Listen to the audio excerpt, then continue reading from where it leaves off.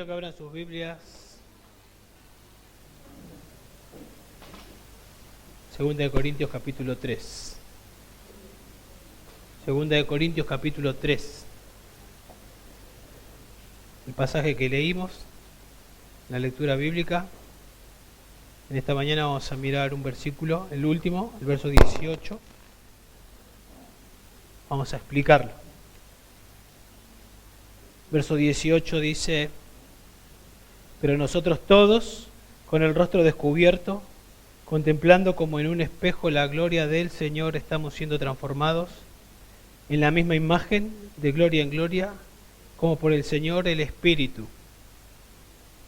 Hace unos años atrás llevábamos a muchachos a un lugar, a un campamento, para que escuchen el Evangelio. Esa era nuestra meta. Digo, llevábamos porque estaba con Nico y con otros chicos, otros muchachos llevábamos. Nuestro deseo era que sean expuestos al Evangelio, que escuchen el Evangelio. Y bueno, y en particular nos llamaba la atención un muchacho que después, cuando lo cruzábamos, generalmente estaba bajo el efecto del alcohol, pero él podía hablar del Evangelio, podía decir todo acerca del Evangelio, que Cristo había muerto por él y que él tenía a Jesús en su corazón, porque él lo había invitado a entrar a su corazón, pero no había evidencias de salvación, no había fruto, más bien había evidencias de esclavitud del pecado. Pero él creía que era salvo.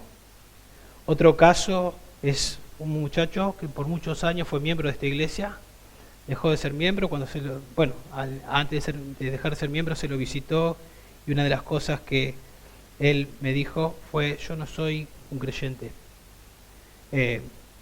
Yo no he cambiado, aprendí la conducta externa, sabía lo que había que hacer, sabía cómo orar, pero mi vida internamente no cambió nunca, me dijo.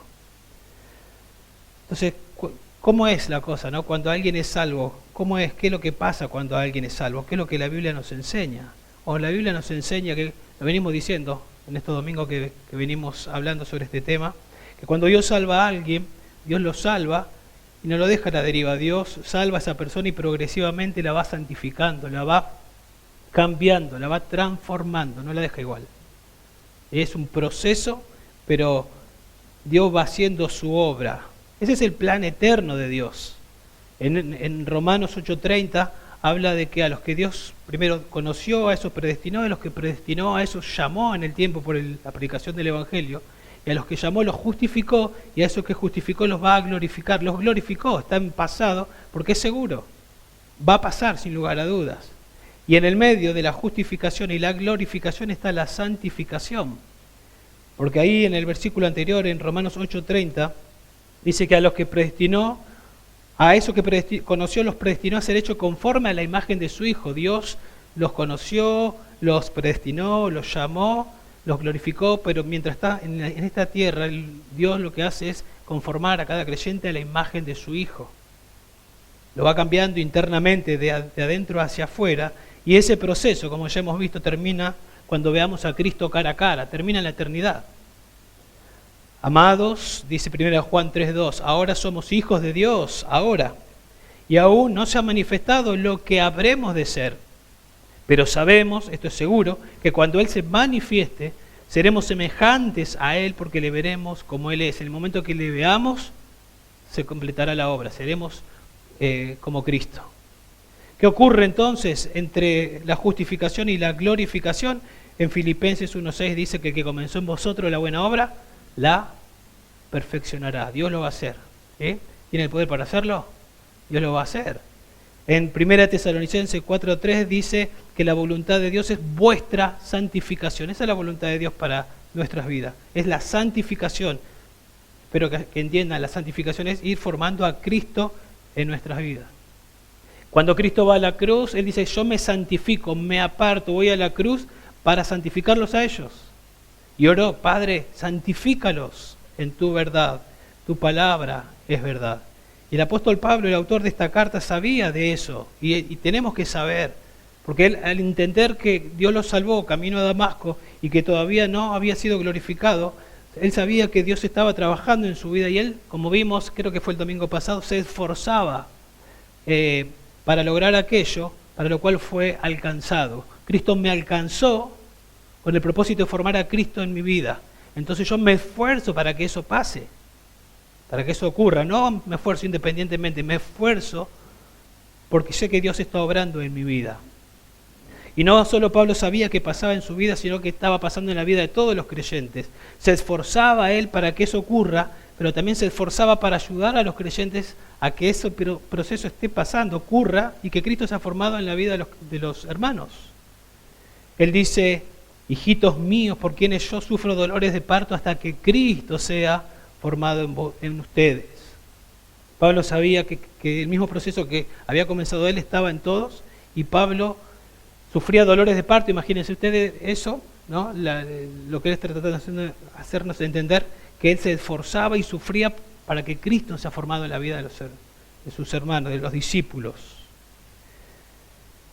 Él dice que proclamaba amonestando a todos los hombres y enseñando a todos los hombres con toda sabiduría, eso Colosenses 1:28, con el fin o a fin de poder presentar a todo hombre perfecto en Cristo Jesús. Es bueno saber que Dios está haciendo eso. Entonces usted se va a acercar a alguien para ayudarlo, para discipularlo, sabiendo de que Dios está haciendo ese trabajo en la vida, no solo de usted, sino de sus hermanos.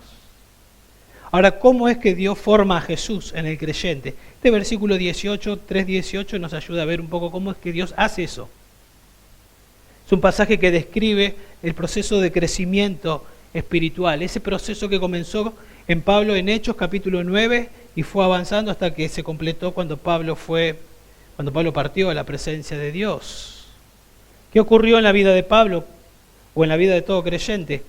Ocurrió que los ojos fueron abiertos, vio la gloria del Señor y fue transformado. Fíjense lo que dice capítulo 4, verso 4, en los cuales el Dios de este mundo, el diablo, ha cegado el entendimiento de los incrédulos para que no vean el resplandor del Evangelio de la gloria de Cristo. O sea, el enemigo lo tiene cegado al Evangelio, que es la imagen de Dios. Y en el verso 6 dice: pues Dios, que dijo que de las tinieblas resplandecerá la luz, es el que resplandeció en nuestros corazones para iluminación del conocimiento de la gloria de Dios en la faz de Jesucristo. Están ciegos, el enemigo los tiene cegados para que no vean la gloria del Señor en el Evangelio, pero en el verso 6 dice que Dios por medio del Evangelio llama, así como dijo en Génesis 1:3, sea la luz, dice así en la oscuridad de las personas, la oscuridad espiritual, y se hace la luz. ¿Y cómo Dios hace eso? En el verso 5, observen, 4:5, porque no nos predicamos a nosotros mismos, sino a quién predicamos, a Cristo Jesús como Señor. Dios habla y dice, sea la luz, por medio de la predicación del Evangelio.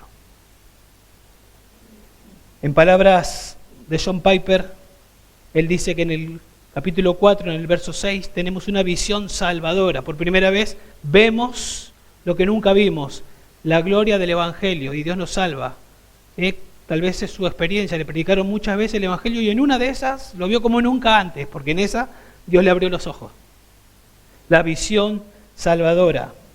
Y en capítulo 3, verso 18, Piper dice, la visión transformadora. La visión transformadora, porque Dios nos da vista para poder ver el Evangelio y ser salvos, y una vez que entendemos el Evangelio, Dios inicia esa visión espiritual que seguimos viendo la gloria de Dios, la hermosura de Cristo, y en ese proceso de que vamos viendo y vamos contemplando, Dios nos va transformando en la medida que vemos, que contemplamos lo que vimos por primera vez. Por eso Pablo en Efesios capítulo 1, versos 18 y 19, ora, como en tantos otros capítulos de la Biblia, después de darle una explicación para que sean abiertos vuestros ojos, para que sean alumbrados los ojos de vuestros corazones, después de hablarle de que Dios los predestinó, de que Dios los perdonó, de que Dios los adoptó, él ora para que Dios les abra los ojos y les ayude a entender más y mejor y más profundamente la enseñanza que le estaba dando y puedan crecer. El mismo Pablo dice en esta carta en 2 Corintios 10, 3, pues aunque andamos en la carne, no luchamos según la carne, porque las armas de nuestras contiendas no son carnales, el Evangelio no es carnal, sino son poderosas en Dios para la destrucción de fortaleza, destruyendo especulaciones y todo razonamiento altivo que se levanta contra el conocimiento de Dios, poniendo todo pensamiento en cautiverio a la obediencia de Cristo. Las personas tienen como fortalezas, como murallas, que son sus religiones, sus creencias. Así estaba Pablo. Pero el Evangelio es poder de Dios para destrozar esas fortalezas y tomar a ese pensamiento y llevarlo cautivo a la obediencia a Cristo. Pablo no quería saber nada con Cristo y de repente lo vemos sometido a Cristo. El Evangelio destruyó toda su creencia y tomó sus pensamientos y los llevó cautivo a Cristo. Eso es lo que hace el Evangelio. Tiene el poder para cambiar la situación así en un instante. Cuando Dios abre los ojos, ves al Señor como nunca antes. No sé si se acuerda cuando usted se convirtió. Yo veo estos versículos y me acuerdo, tengo como una película en mi mente cuando me abrieron la Biblia, ya lo he contado, en Romanos 5:8 y me convertí, Dios usó Romanos 5:8 y me abrió los ojos. Y yo venía de un campamento escuchando el Evangelio y entendiendo intelectualmente el Evangelio. Pero en un café me abrieron Romanos 5:8, me lo mostraron como nunca antes, se me abrieron los ojos y vi como que se salía de la página. ¡Wow! Eso Cristo hizo por mí y me convertí. Dios me salvó. Dios me salvó. En ese momento Cristo llega a ser como el tesoro, como la perla de gran precio de la parábola de Mateo 13, que estamos dispuestos a dejarlo todo para obtenerlo. Lo vemos como nunca antes, ya no de manera superficial o como algo intelectual, sino como el tesoro más preciado. Estamos dispuestos a abandonar todo para obtenerlo. Y desde ese momento en adelante, el Señor nos da ojos espirituales y comienza lo que recién decíamos, Filipenses 1:6, una obra que Dios la va llevando adelante. Pero de ese momento en adelante también comenzamos a crecer. Ese proceso es lento, como vamos a ver, paulatino, pero y a medida que vamos creciendo y vamos creciendo, vamos descubriendo más y más y más y más. Y estamos contentos por un lado, pero por otro lado estamos como insatisfechos.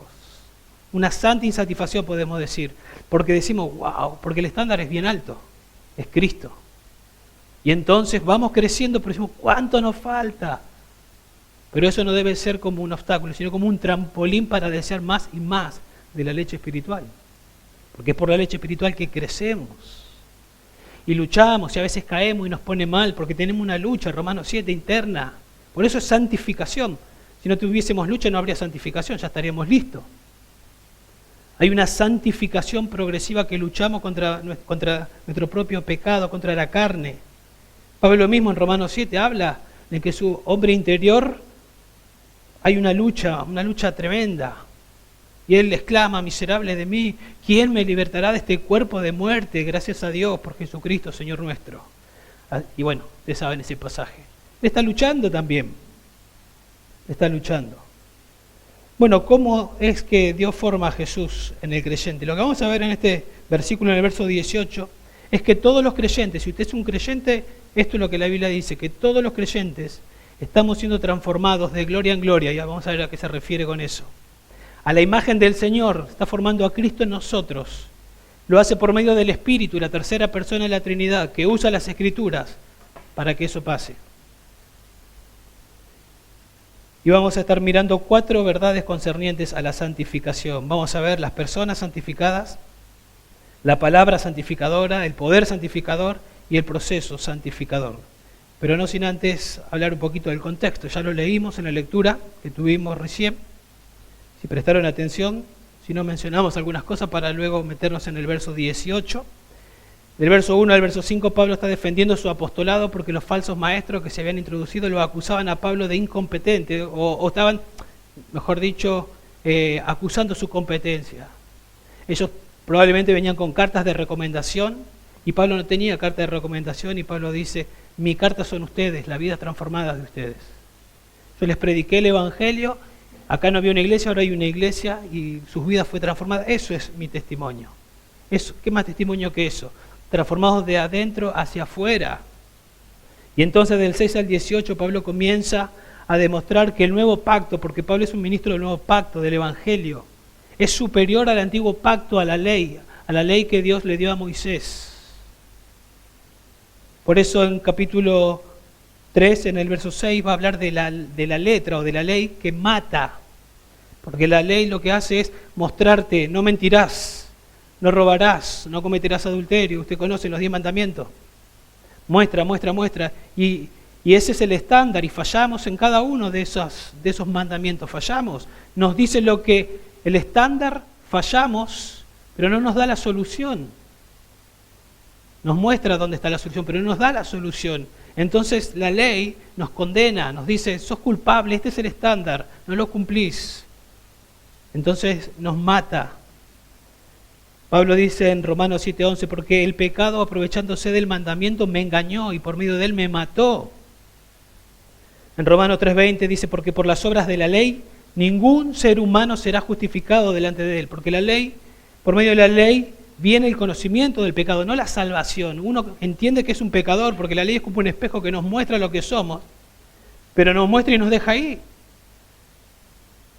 No nos da la salvación. En capítulo 3, verso 7, a la ley o a este ministerio del Antiguo Pacto se lo llama ministerio de muerte. En el verso 9, ministerio de condenación. ¿Porque era mala la ley? La ley no era mala, para nada. En Romanos 7:12 dice que la ley es santa, el mandamiento es santo, justo y bueno. Dios la dio, ¿cómo va a ser mala? En Romanos 8:3 dice que era débil la ley por causa de nuestra carne, la ley es santa, pero nuestra carne no puede obedecerla perfectamente. No puede obedecerla. Ahora, ¿cuál es el nuevo pacto del que habla Pablo acá? El nuevo pacto fue instituido por el Señor, fue profetizado en el Antiguo Testamento, en pasajes como Jeremías 31:31, que prometía perdón de pecados, prometía el Espíritu Santo, prometía salvación. Y Jesús, celebrando la última Pascua, habló estas palabras ahí en Marcos 14:24, diciendo, esto es mi sangre, el nuevo pacto que es derramada por muchos, y transformó la Pascua en cena. Él lo que estaba diciendo es, mañana voy a ir y voy a morir, y voy a derramar sangre para el perdón de los pecados. Iba a inaugurar el nuevo pacto, iba a inaugurar el Evangelio. Y Pablo es un ministro del Evangelio, del nuevo pacto. La ley te muestra lo que sos. El Evangelio es superior porque en el Evangelio hay salvación. Eso es lo que está diciendo Pablo. Entonces en el capítulo 13, en el verso 9, lo llama al nuevo pacto el ministerio de justicia, en contraste con el ministerio de muerte y de condenación. ¿Por qué el ministerio de justicia? Porque en el nuevo pacto Dios provee justicia a aquel pecador que se arrepiente y cree, aquel pecador que entiende que es un pecador, se arrepiente de su pecado y cree en Cristo que murió, fue sepultado y resucitó. La justicia de Cristo se le aplica, es el ministerio de justicia. Romanos 3:21, ahora, aparte de la ley, la justicia de Dios se ha manifestado, aparte de la ley, atestiguada por la ley y los profetas, el Antiguo Testamento. Es decir, la justicia de Dios por medio de la fe en Jesucristo. ¿Para quiénes? Para todos los que creen, porque no hay distinción. El que cree, la justicia de Cristo es aplicada. Eso es el nuevo pacto, es superior. Los judíos tenían la ley de Moisés, la cual, como dijimos, nos salva, pero apunta al Salvador. La ley es como un ayo, dice Pablo, que te toma de la mano y te lleva, ¿a dónde?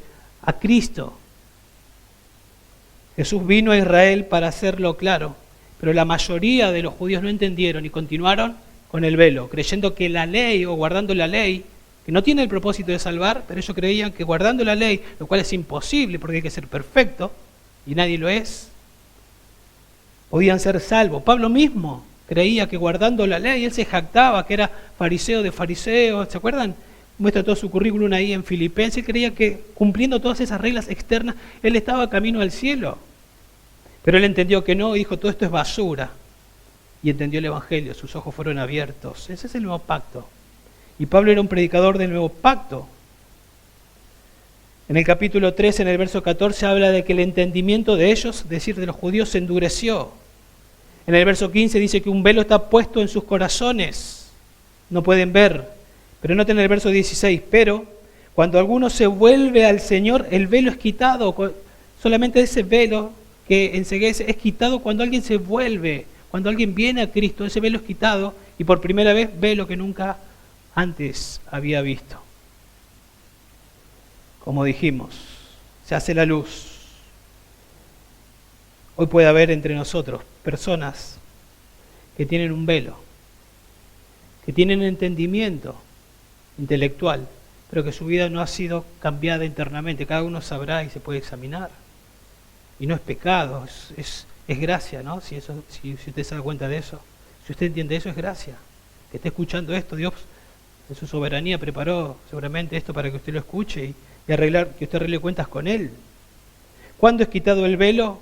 El Señor trae libertad, dice verso 18. Ahora bien, el Señor es el Espíritu, y donde está el Espíritu del Señor hay libertad. Los ojos son abiertos cuando alguien ve la gloria del Señor. ¿Y eso cuándo ocurre? Cuando el Evangelio es predicado, cuando Cristo es presentado. Cuando me arrepiento y creo, Dios hace su obra de abrir los ojos para entender el Evangelio.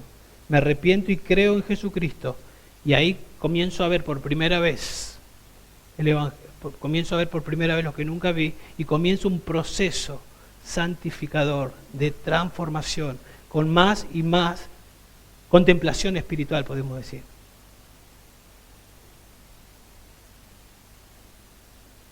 Entonces el nuevo pacto es superior, porque el nuevo pacto trae vida, porque el nuevo pacto provee justicia, porque se centra en Cristo y porque capacita con el Espíritu Santo el nuevo pacto. Y no solo eso, en el verso 18 vamos a ver que también el nuevo pacto es transformador. El nuevo pacto es transformador. Y ahí vamos a entrar a explicar el verso 18. Otra vez, pero nosotros todos, con el rostro descubierto, contemplando como en un espejo la gloria del Señor, estamos siendo transformados en la misma imagen de gloria en gloria, como por el Señor el Espíritu. Vuelvo a repetir lo que vamos a ver. Todos los creyentes estamos siendo transformados de gloria en gloria a la imagen del Señor por medio del Espíritu Santo que usa las Escrituras para hacerlo. Es decir, Dios, por medio del Espíritu Santo que vive en mí, que vive en el creyente, usando las Escrituras para que podamos ver más y más de Cristo, nos transforma. Es algo sobrenatural que ocurre. Sin Biblia no puede haber, y sin el Espíritu Santo, obviamente, no puede haber transformación, no va a haber santificación. Entonces es importante saber que tengo el Espíritu Santo, es importante entender que Dios usa este libro, es importante saber que Dios quiere santificarme. Entonces, ¿qué voy a hacer yo? Veamos entonces 4 verdades concernientes a la santificación. En primer lugar, las personas santificadas. ¿Quiénes son? Todos los creyentes. Todos los creyentes. Dice, pero nosotros, todos. No dice, pero nosotros, algunos. Se incluye Pablo mismo. Verso 14 al verso 15 tienen un velo.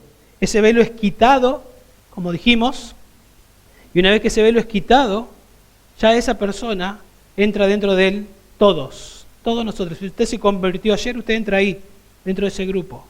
Si usted se convierte hoy, usted a partir del momento que se convierte, entra dentro de ese grupo del todos. Que Dios comience ese proceso de santificación. Pablo mismo dice, nosotros todos hemos predicado ya. Pablo decía, yo no lo he alcanzado, sino que me estiro para lograr aquello para lo cual fui asido. O sea, no existe tal cosa como alguien que diga, yo soy un cristiano, pero Dios no está haciendo nada en mi vida. No, eso no puede ser, ¿verdad? Si usted es un cristiano, Dios está haciendo algo. Si no está pasando nada, usted tiene que llegar a la conclusión del muchacho que dije que era miembro de esta iglesia. Yo no soy salvo.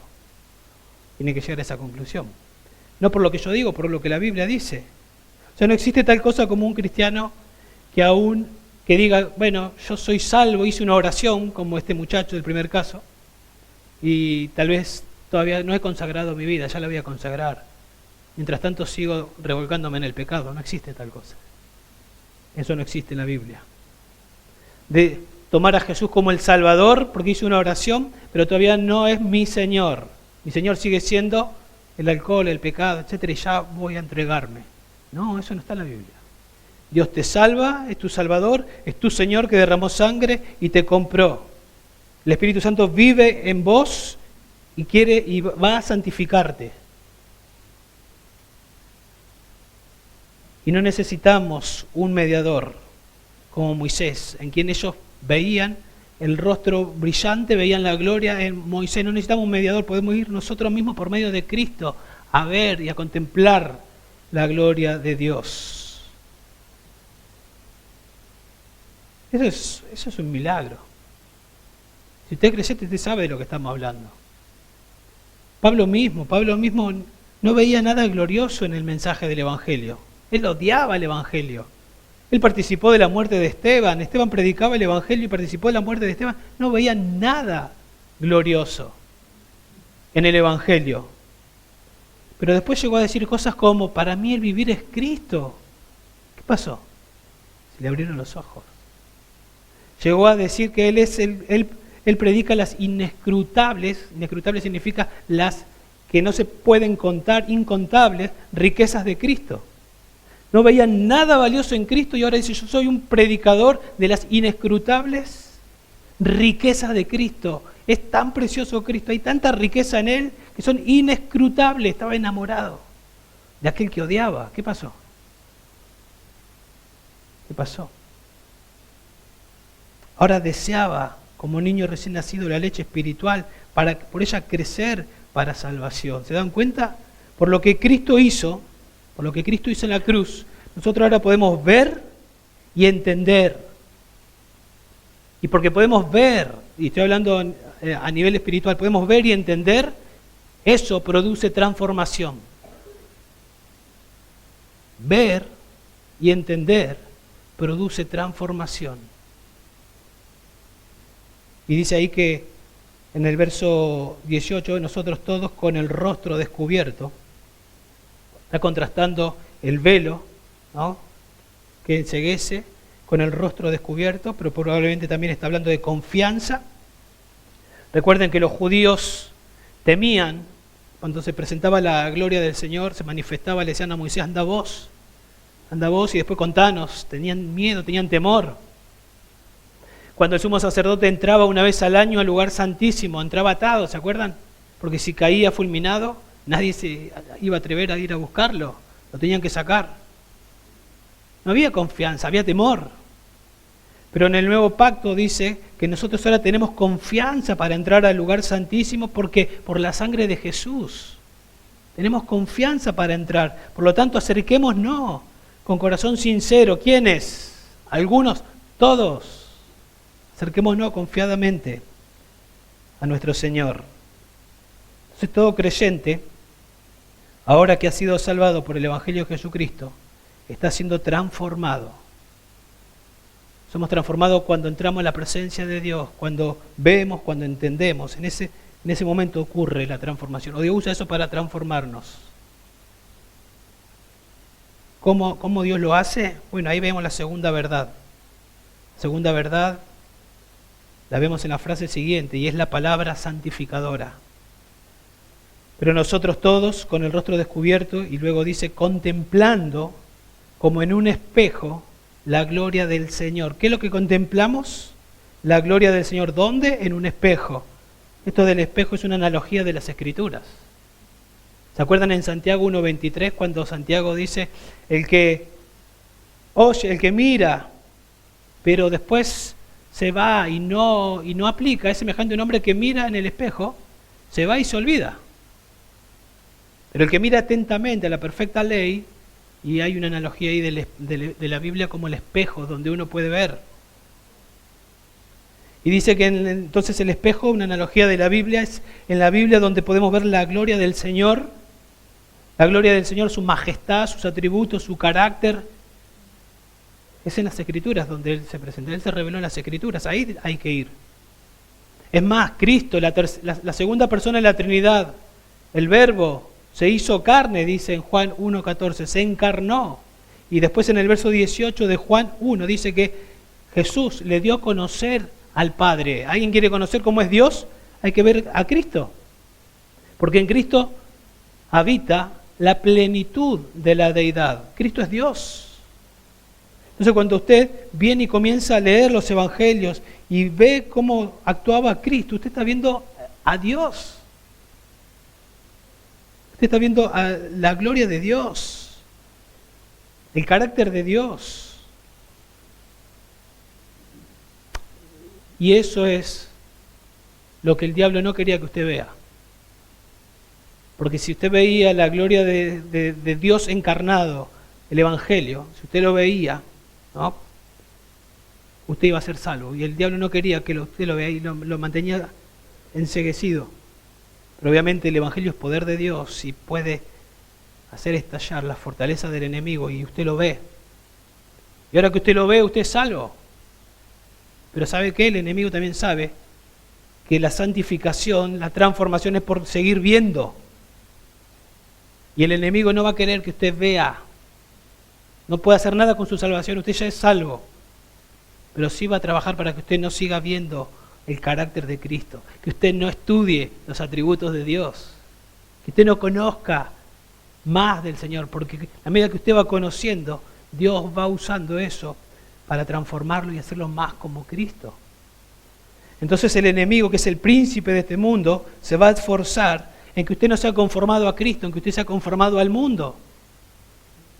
Y Pablo dice, no os conforméis a este mundo, sino transformaos, la misma palabra, transformaos por medio de la renovación de vuestro entendimiento. ¿Y con qué nos renovamos el entendimiento? Con la palabra de Dios.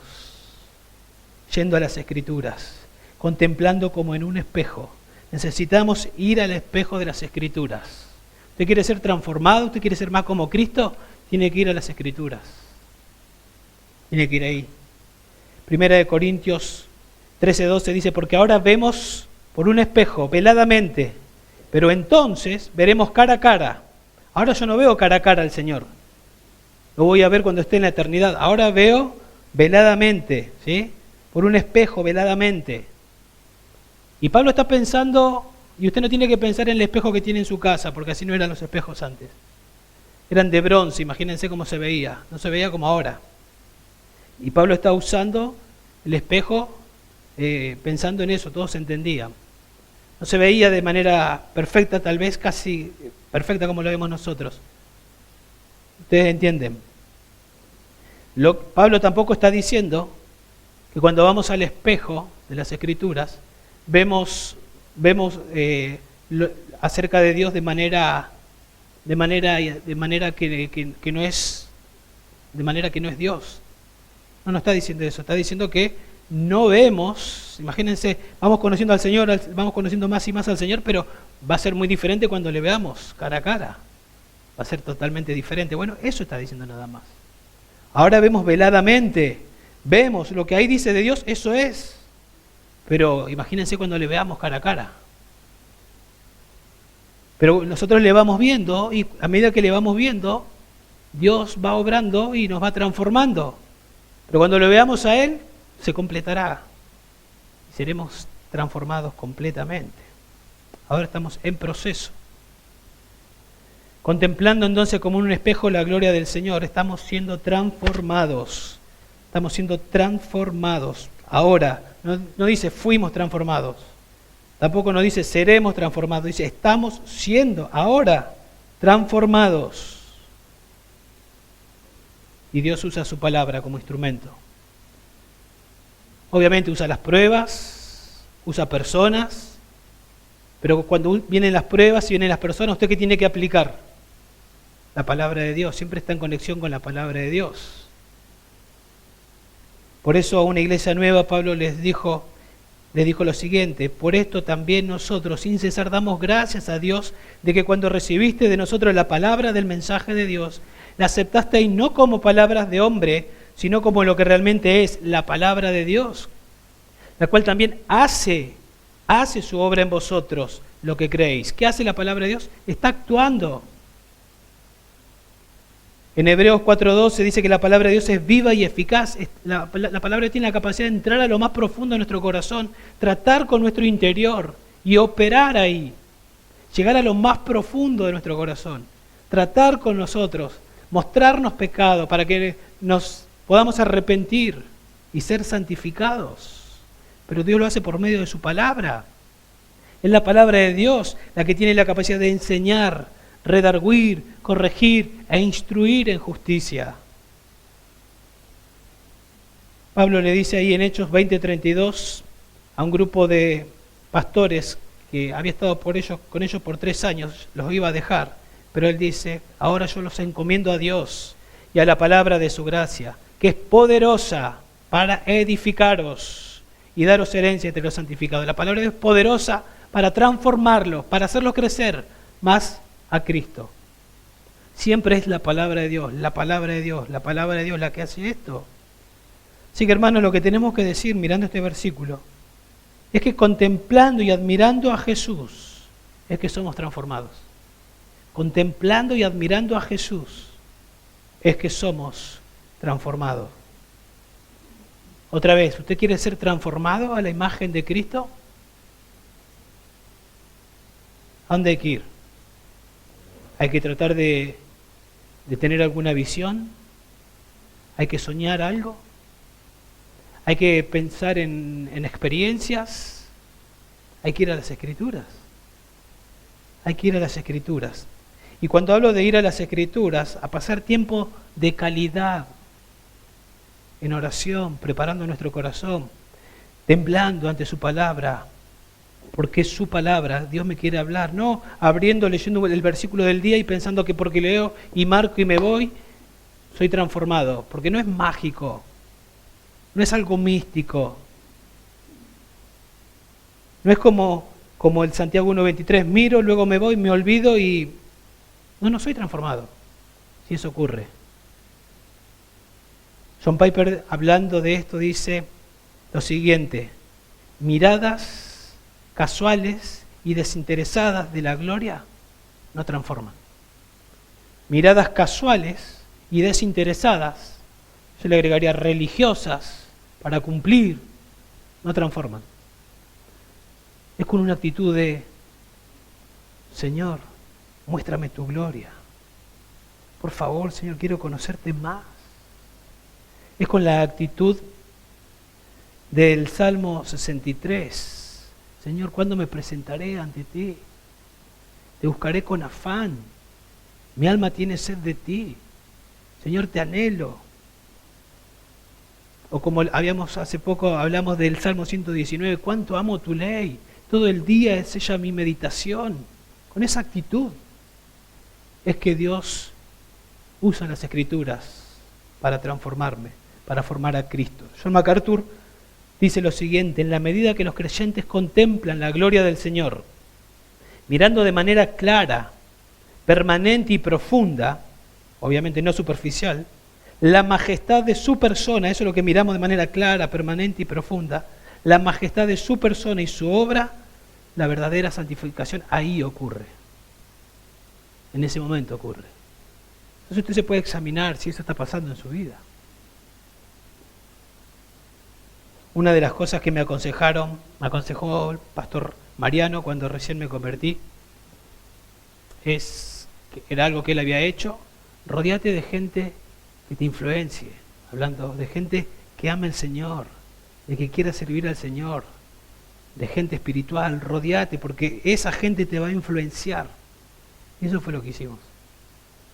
Porque cuando uno anda mucho con alguien, sos influenciado.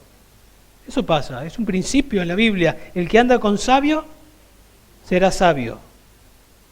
Dice Proverbios 13:20. Y escuche lo que dice el Salmo 115. Nuestro Dios está en los cielos. Él hace lo que le place.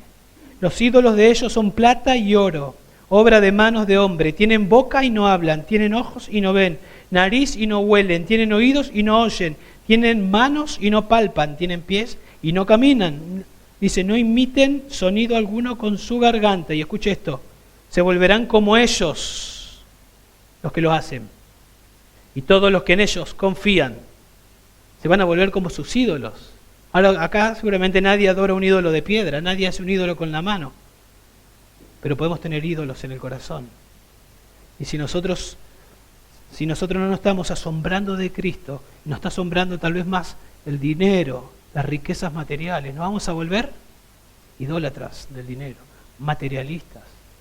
Si yo estoy pensando en mí, en mis logros, me voy a volver egocéntrico.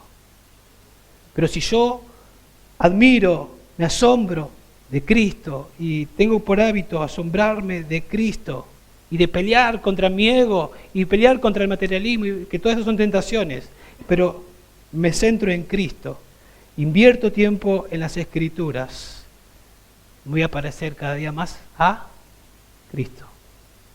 Eso es lo que vemos en el texto. Eso es lo que vemos acá. Entonces, ¿quiere crecer usted? ¿Quiere ser más como Cristo? Dedíquese o dediquémonos a contemplarlo en las Escrituras. Que podamos orar como Moisés: muéstrame tu gloria, Señor, abre mis ojos para que pueda ver las maravillas de tu ley. Te pido perdón porque en mi corazón estaba amando demasiado, y ahí usted sabe lo que está amando. Al punto de que es un ídolo y me estoy pareciendo tanto porque estoy amando mucho y estoy pasando mucho tiempo y pensando mucho en esto y me estoy pareciendo y me quiero parecer a Cristo. Por favor, perdóname, Señor, ayúdame. ¿Y qué hará el Señor si usted ora de esa manera y si usted va a las Escrituras? ¿Qué va a hacer? Le va a mostrar su gloria y lo va a transformar. Eso va a pasar. Veamos el proceso santificador en la frasecita que sigue. Nosotros todos, con el rostro descubierto, contemplando como un espejo la gloria del Señor, estamos siendo transformados en la imagen de Cristo, en la misma imagen, es en la imagen de Cristo, y luego dice que el proceso santificador es de gloria en gloria. Eso significa progresivamente, paulatinamente, no en un instante, no completamente, lentamente, pero va pasando. Va pasando. Usted es expuesto a las Escrituras y continúa haciéndolo, y continúa haciéndolo, y continúa haciéndolo. Usted va a ser transformado. Tal vez ni cuenta se va a dar, pero otros se van a dar cuenta. De hecho, yo puedo percibir cuando personas están siendo transformadas, y enseguida lo conecto con esto. Está pasando tiempo con Dios, con las Escrituras, está siendo obediente. El mismo Pablo fue transformado progresivamente. En una oportunidad él se veía como el menor de 12 apóstoles. Pasó el tiempo y se veía como el menor de todos los santos. Pasó el tiempo, se veía como el primero de los pecadores. O sea que cada vez se veía más pequeño. Pero pasaba el tiempo. ¿Por qué se veía cada vez más pequeño? Porque iba conociendo más y más y más a su Señor. Iba creciendo paulatinamente y se veía más insignificante, porque veía más grande al Señor del cual estaba enamorado. Yo ya les conté que cuando tuve el privilegio de ir a las conferencias allá en Estados Unidos, uno puede decir las predicaciones, sí, tremendas, pero me preguntaron qué fue lo que más te impactó y mi respuesta fue el amor de los hermanos, el amor demostrado. El amor demostrado en el servicio, el amor desinteresado. ¿Y por qué? Yo veía el carácter de Cristo, actitudes de Cristo en las personas. Y usted relaciona eso con el ministerio de John MacArthur, 50 años de exposición bíblica, enseñando, y cada hermano entendiendo que las Escrituras son las que transforman, adquiriendo el hábito, uno ve el resultado, vidas transformadas, ve cristianos. El proceso de santificación ocurre de esa manera. Y para terminar, veamos el poder santificador. Todo lo que dijimos, veamos al final el poder santificador. Esto no ocurre sin el obrar del Espíritu Santo. Note que dice, estamos siendo transformados en la misma imagen, de gloria en gloria, como por el Señor, el Espíritu. ¿Quién nos transforma? ¿Quién hace esta transformación? El Espíritu de Dios. En la cita que yo le leí, se la corté, ahora se la leo entera. John MacArthur decía, en la medida que los creyentes contemplan la gloria del Señor, mirando de manera clara, permanente y profunda la majestad de su persona y su obra, la verdadera santificación ocurre cuando el Espíritu toma a ese creyente cuyo corazón está centrado en Cristo, lo eleva de un nivel de gloria al siguiente nivel de gloria. Cuando usted se centra a mirar, a estudiar las Escrituras, a meditar en las Escrituras, el Espíritu Santo está obrando en usted y lo va transformando progresivamente, paulatinamente a la semejanza de Cristo. Note que dice, estamos siendo transformados. Hay alguien que produce la transformación, es Dios. Y Pablo nos deja ver qué persona de la Trinidad lo hace. La tercera persona, dice ahí al final, el Espíritu es el que hace eso.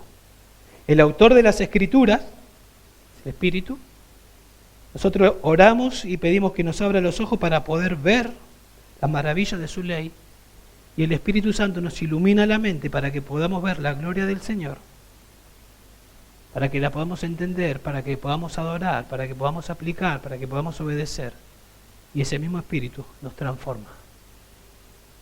Eso es un milagro, es sobrenatural. Eso es vida cristiana. Eso es vida cristiana.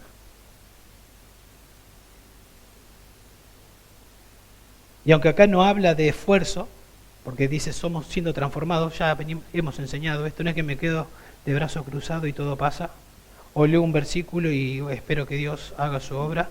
Sabemos que tenemos que hacer algo, me tengo que esforzar, porque no es fácil sentarse y orar, abrir la Biblia, hacerse el tiempo.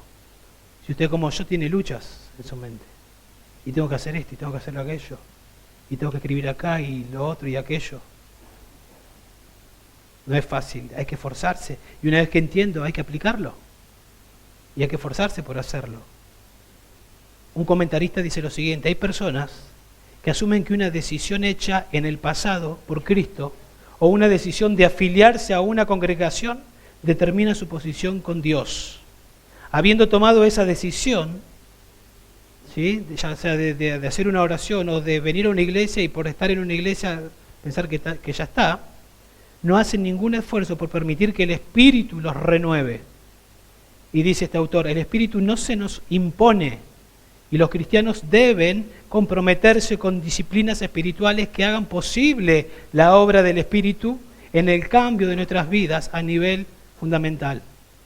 El Espíritu nos va a transformar, pero nosotros tenemos que esforzarnos, nosotros tenemos que disciplinarnos para la piedad, nosotros tenemos que apartar el tiempo con la ayuda de Dios. Nosotros tenemos que leer las Escrituras. Si podemos, libros cristianos escritos por hombres, por pastores, maestros que Dios regaló para que nos instruyan y aprender más y más. Nosotros nos tenemos que esforzar. Tal vez en algunos sea un esfuerzo venir a la mañana para aprender un poco más. No digo que todos tienen que venir, no es una ley, pero si usted quiere venir para aprender más, es un esfuerzo, me imagino.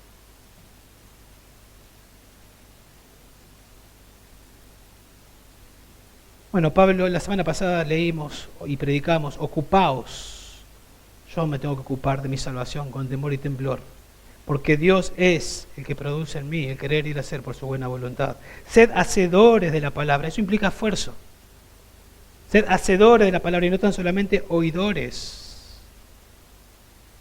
Limpiémonos de toda inmundicia de carne y del espíritu, perfeccionando la santidad en el temor de Dios. Eso implica que yo tengo que hacer algo.